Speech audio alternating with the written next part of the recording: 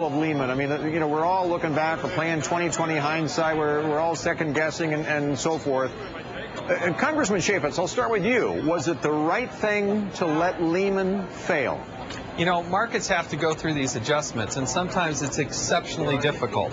But I believe in the markets, and I believe those types of corrections have to take. If I was here, would have voted against the TARP. I would have voted against the stimulus, and when the stimulus came up in the 111th Congress, I voted against it.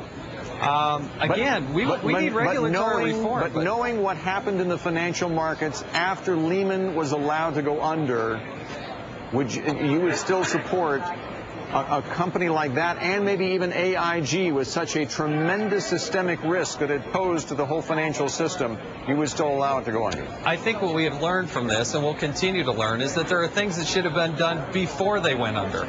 Because if the regulators had been in there doing their job, and we had been taking care of things in the derivatives markets and in hedge funds and those types of things, then the markets would have been much better off. Clearly there was a failing there, and we got to correct that. But I don't think we need to overreact and create this new consumer protection agency. So Congressman Sherman, much is being made about the fact that the president did not go across the street to Wall Street. He kind of scolded Wall Street today, yet at the same time he called on them to take some personal responsibility and reform their own way of doing business. Shouldn't he have gone across the street and extended a hand to some of those on Wall Street? I mean, Wall Street's lost a lot of jobs.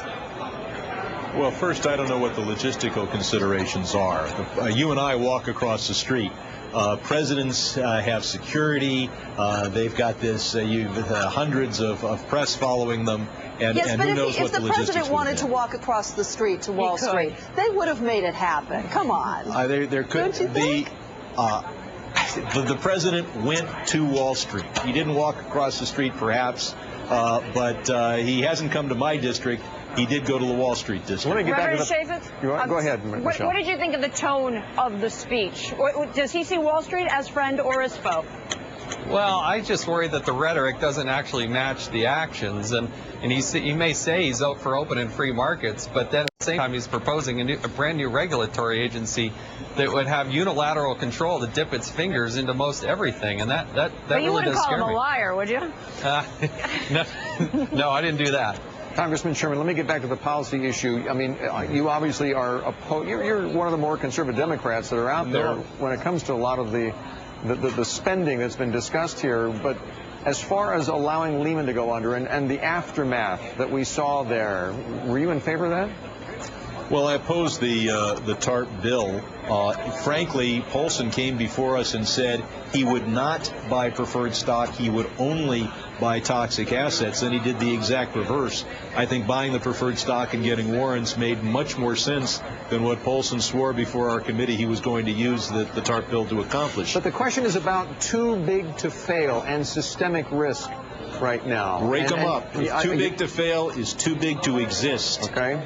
We should set a limit, perhaps at 1.5%, or 2% of GDP, and that's the maximum any institution should have in liabilities, contingent or actual, to American persons, corporate and individuals. Are you talking about that in financial services right now? I'm talking about it, but you can't go up. It's tough to go up against Wall Street. They almost always get what they want, not so much because of their lobbyists, but because they've created this new religion that involves genuflexing in the direction of Wall Street and believing this idea that, oh my God, if those institutions don't get what they want, we're all going to be fighting for rat meat in the streets. They have created this ethos, and we've got to battle against it. Can I add something there really quick? Sure, you bet. If you look at where we are at now today versus 3 years ago, you now have 3 financial institutions that have consolidated about 30% of the assets compared to where we are 3 years ago. So again, I worry that Congress is in a terrible position to have any credibility on this issue because they seem to continue to enact legislation that does the exact opposite they ought to be doing in the marketplace. I'm not sure I understand your point, sir. You're saying that there's too much concentrated in too few hands? There have. Actually, the result of this is we've had this concentration of assets into a few institutions. Isn't that what happens in the institutions have only gotten bigger. We all complain about too big to fail, and yet what's happened? The biggest institutions are only bigger than they were 3 years ago. But isn't that what happens in a free market, Congressman Chaffetz, when you've had the kind of crisis we've had here, the healthy buy up the unhealthy? Now, what you've had is the government you've also had the government intervention into the point where we're picking winners and losers, and that's a deep concern. there is clearly room for regulatory reform. Everybody I've talked to understands it needs to happen. But we've also got to figure out a way to get out of this massive debt that we're in, because we're $12 trillion in debt. Pretty soon the Congress is going to have to raise the debt limit, and we're going to have to do some other things to stop spending at the federal level if we're going to truly stimulate the economy. Congressman Sherman, Congressman Chaffetz, welcome, Congressman Chaffetz, to our program as well. And Jason, take a look at Section 1204 of this bill. Will do. There you go. Thank you both. Little homework there. Okay. Going the wire.